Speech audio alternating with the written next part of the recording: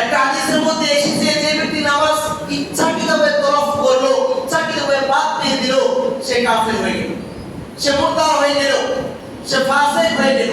মুনাফিক, কাফের, মুশরিকের মধ্যে আর মুমিনদের মধ্যে পার্থক্য হলো ইন্নাস সালাত, নিশ্চয় নামাজ। আলহামদুলিল্লাহিল্লাযী জাআলা আশ-শামসা ওয়াল কামারা হুসবান। আবার আল্লাহ রাব্বুল আলামিন বলতেছেন যে যখন বান্দারা নামাজে দাঁড়িয়ে যায় তখন এমন ভাবে সে দাঁড়ায় যে মনে হয় তার মতন অপরাধী, তার যে হৃদয়ের অনুভব আল্লাহ রাব্বুল আলামিনের সাথে প্রকাশ করতেছে। আল্লাহ তাআলা সমস্ত কায়নাতের ফেরেশতাদের ডাকতে বলো, আমার ফেরেশতারা তোমরা সাক্ষী দেখো আমি আল্লাহ আল্লাহ ওই বান্দাকে, যে বান্দা আমার জাহান্নামের ভয়ে, আমার আযাবের ভয়ে বিন্দুমাত্র ভয়ের কারণে আমার কি করেছিল, আমার কে সিজদারত করেছে, আমি আল্লাহ কি করলাম, তার অতীত বর্তমান ভবিষ্যতে সমস্ত গুনাহ হবে, আমি আল্লাহ তোমাদেরকে সাক্ষী রেখে তার জীবনের সমস্ত গুনাহ মাফ করব। হাদিসের শেষ অংশে রাসূল সাল্লাল্লাহু আলাইহি ওয়াসাল্লাম বলেন যে মানুষ এক রাস্তায় মসজিদে গমন করেছে, আরেক রাস্তায় যদি কি করে ওই রাস্তা আরেকটা রাস্তা দিয়ে বাড়ির দিকে প্রত্যাবর্তন করে, আমি রাসূল সাল্লাল্লাহু আলাইহি ওয়াসাল্লাম বর্ণনা করতেছি যে তার প্রতিটা কদমে কদমে আল্লাহ রাব্বুল আলামিন তার জীবনের সমস্ত সগীরা গুনাহ আল্লাহ মাফ করে দিবেন। সুবহানাল্লাহ। যে বান্দা যেন আমার কাছ থেকে দূরে সরে না যায়, বান্দা যেন আমার কাছ থেকে বিমুখ হয়ে না যায়, বান্দা যেন আমার দিকে কি করে প্রত্যাবর্তন করে। তারপরও দেখবেন মানুষ পুরা আল্লাহকে ভুলে গিয়ে দুনিয়ার রং তামাশায় মেতে উঠেছে। মুসলিম উম্মাহের সবচেয়ে বড় দুর্ভাগা একটা সময় এখন পার করছে যে তারা মানুষ একদিকে জীবন নিয়ে সিনেমিনি খেলতেছে, মানুষ জীবনের মায়া ছেড়ে একটুকু বেঁচে থাকার জন্য, আশ্বাসের জন্য মানুষের দ্বারা দ্বারে হাত পাততেছে, কিন্তু একদল উম্মাহ আছে যে মানুষগুলা নিজের সব খেয়ালতকে ভুলে গিয়ে তারা তাদের মনের চাহিদা অনুযায়ী জীবন যাপন করতেছে, আর এই বিশ্বকাপ নামক একটা খেলোয়াড়কে নিয়ে সে মেতে উঠতেছে। আরেকদিকে মানুষ আহারে অনাহারে রদ মিষ্টি যাপন করেও একটু আশ্রয়ের জন্য মানুষের দ্বারা দ্বারে যাচ্ছে। ওইরকম দুর্ভাগ্য হলে আমরা মুসলিম উম্মাহ মানুষদেরকে ভুলে যাচ্ছি, মানুষদের সেবা থেকে দূরে সরে যাচ্ছি। আল্লাহ রাব্বুল আলামিন বলেন আমার একটা বান্দা যখন আরেকটা বান্দার কাছে হাত পাতায়, হাতটা বাড়িয়ে দেয়, আমি আল্লাহ রাব্বুল আলামিন ওই হাতটা ওই বান্দার হাত হয় না, ওইটা আমি আল্লাহর হাত হয়ে যায়। বলে হুজুরি কিভাবে আল্লাহর হাত হয়ে যায়? আল্লাহ রাব্বুল আলামিন হাশরের ময়দানে যখন কয় মুনাফিকদের ধ্বংস করে একটা হাশরের মাঠ কায়েম করবেন, ইয়া আইয়ুহাল্লাযীনা আমানুত্তাকুল্লাহ হাক্কা তুকাতিহি ওয়া লা তামুতুন্না ইল্লা ওয়া আনতুম মুসলিমুন। আল্লাহ যখন সমস্ত কায়নাতকে ধ্বংস করে একটা হাশরের মাঠ কায়েম করবেন, ওই হাশরের মাঠে আল্লাহ তাআলা বান্দাদেরকে বলবে আমি তোমাদের ধারে ধারে গিয়েছিলাম একটু আহারের জন্য, আমি তোমার কাছে গিয়েছিলাম একটু আশ্রয়ের জন্য, কিন্তু তুমি আমাকে আশ্রয় দাও নাই, তুমি আমাকে আহার দাও নাই, তুমি আমাকে খাদ্য দাও নাই। তখন ওই বান্দা উত্তর দেবে আল্লাহ আপনি তো কোনো আহার করেন নাই, আপনি তো নিদ্রাও যান নাই, আপনার তো কোনো আশ্রয় চলছিল না, তাহলে আমরা কিভাবে বুঝবো যেটা আপনার ছিলেন? আল্লাহ তাআলা বলেন যে বান্দা যখন একটা অসহায়, কত দরিদ্র, এতিম, মিসকিন ওই মানুষগুলো যখন তোমার কাছে গিয়েছিল, ওই বান্দাগুলোই ছিলাম আমি, তুমি তাদেরকে নৈরাশ করে ফিরিয়ে দিয়েছ, কিন্তু আমি আমার দরবার থেকে ওই বান্দাগুলোকে নৈরাশ করি নাই। আমি আল্লাহ কি করেছি? কোনো ভাবে একটা ব্যবস্থা করে রেখেছি।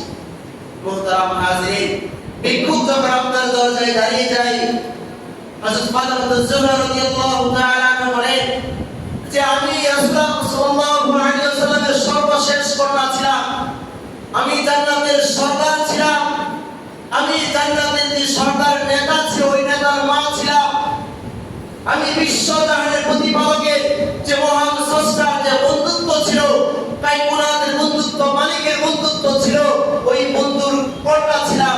আমি ফাতেমা বর্ণনা করতেছি যে আমার কাছে যখন ভিক্ষুক আসতো আর রাসূলের ওই হাদিসের কথা আমার মনে পড়তো, যখন রাসূল বলেছিল যে কোন বান্দা যখন তোমার কাছে হাত বাড়াই করতে থাকবে ওইটা দেওয়ার সময় একটু পরিষ্কার করে দিবা। একদা রাসূল সাল্লাল্লাহু আলাইহি ওয়াসাল্লাম দেখলেন যে ফাতেমা তার যে মোহর ছিল ওই টাকাগুলো ওইগুলোকে নতুন জামা দিয়ে পরিষ্কার করতেছিল। পরিষ্কার করার সময় রাসূল সাল্লাল্লাহু আলাইহি ওয়াসাল্লাম দেখলেন ফাতেমা যে টাকার মধ্যে এত মায়া মহব্বত কেন? তখন রাসূল সাল্লাল্লাহু আলাইহি ওয়াসাল্লাম ফাতেমাকে বললেন, ও ফাতেমা, ও আমার আদরের কন্যা, তুমি কেন এই টাকার মধ্যে এত মায়া? তুমি কি তোমার রবকে ভুলে গিয়েছো? তখন ফাতেমা জোহরা রাদিয়াল্লাহু তাআলা আনহা বলেন, ও আল্লাহর রাসূল, ও দয়াল নবী, আমি এই টাকার মায়ার পিছনে পড়ি নাই, আমি আমার রবকে বলি নাই, আমার রব আমাকে যে নিয়ামত দিয়েছে ওই নিয়ামতের অস্বীকার করি নাই। কারণ হলো আমার আল্লাহর নবী আপনি বলেছিলেন যে যখন একটা অসহায় অত দরিদ্র মানুষ আমার কাছে হাত বাড়ায় আমি যেন তাকে দিলে উত্তম একটা পোশাক দান করি, উত্তম কিছু দান করি। এই জন্য আমি কি করলাম, ওই মোহরগুলাকে পরিষ্কার করে ওই বান্দার হাতে তুলে দিলাম। মুহতারাম হাজিরিন, আল্লাহ রাব্বুল আলামিন বলেন, আকিমুস সালাত, তোমরা নামাজটা কায়েম করো। নামাজ কায়েমের ব্যাপারে আল্লাহ তাআলা কোরআন কারীমের মধ্যে 82 জায়গায় বলে দিয়েছেন তোমরা নামাজ পড়ো। নামাজের ব্যাপারে বিচ্ছিন্ন পরিমাণ সাল আল্লাহ রাব্বুল আলামিন দেয় নাই। হাদিসের মধ্যে এসেছে মুনাফিক, কাফের, মুশরিকের মধ্যে আর মুমিনদের মধ্যে পার্থক্য হলো ইন্নাস সালাত, নিশ্চয় নামাজ। একটা হাদিসের মধ্যে এসেছে যে ব্যক্তি নামাজ ইচ্ছাকৃতভাবে তরফ করলো, ইচ্ছাকৃতভাবে বাদ দিয়ে দিল, সে কাফের হয়ে গেল, সে মুরতাদ হয়ে গেল, সে ফাসিক হয়ে গেল। তাহলে দেখেন আল্লাহ রাব্বুল আলামিন নামাজের কত গুরুত্ব দিয়েছেন, নামাজের উপর কতটা কি দিয়েছেন, মানে সীমাহীন গুরুত্ব দিয়েছেন, যার কোনো সীমা রাখা ছিল না, যার কোনায় কি ছিল না, সীমার মধ্যে ছিল না। আল্লাহ রাব্বুল আলামিন বলেছেন, আকিমুস সালাত, তোমরা নামাজ কায়েম করো। নামাজ কায়েম করতে গিয়ে তোমরা কি করতে হচ্ছে, যখন তোমরা যুদ্ধরত অবস্থায় থাকো, যখন তোমরা যুদ্ধ করো, তখন কি করবা, নামাজের ওয়াক্ত হয়ে গেলে আগে নামাজ পড়বা, পরে যুদ্ধ করবা।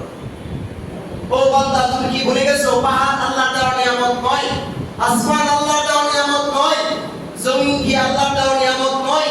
তুমি কি ভুলে গেছো পাহাড় পর্বত তরুলতা সব কিছু আল্লাহ তাআলার নিয়ামত, সব নিয়ামত তুমি রক্ষণ করতেছো। আল্লাহ রাব্বুল আলামিন কাফেরকে নিয়ামত দিয়েছেন, মুসলিম উম্মাহকে দিয়েছেন, বেঈমানকে দিয়েছেন, তারপরেও আল্লাহ রাব্বুল আলামিন তার এই বান্দাদেরকে আরো বেশি নিয়ামত দেওয়ার জন্য বলতেছে, করো তোমরা শুকর আদায় করো, বলো আলহামদুলিল্লাহ, বলো একবার সুবহানাল্লাহ, বলো একবার আল্লাহ সবচেয়ে বড় মহান ছিল, আল্লাহ আমাকে কি করছে, তার নিয়ামত দিয়ে বেঁচে রাখছে। ও যুবক ভাই, তুমি তোমার যৌবন কালটাকে যখন আল্লাহর রাস্তায় কি করবা, উৎসর্গ করে দিবা, আল্লাহর রাস্তায় একটা সিজদা দিবা, আল্লাহর আরশ পর্যন্ত কেঁপে উঠবে। জিবরাইল আলাইহিস সালাতু ওয়াস সালাম বলেন যে আসমান থেকে জমিনের মধ্যে যতগুলা বৃষ্টির ফোঁটা জমিনে পড়ে, আমি জিবরাইল আলাইহিস সালাতু ওয়াস সালাম প্রত্যেকটা বৃষ্টির ফোঁটা গণনা করে শেষ করতে পারি, প্রত্যেকটা বৃষ্টির ফোঁটা আমি বলতে পারি আজকে জমিনে এত ফোঁটা, এত মিলিয়ন, এত ডলার কি বলেছিল, বৃষ্টি জমিনে পড়েছিল। কিন্তু একটা যুবকের সিজদা আমি জিবরাইল আল্লাহ যে পরিমাণ সওয়াব দান করে তা গণনা করে শেষ করতে পারি না। সুবহানাল্লাহ।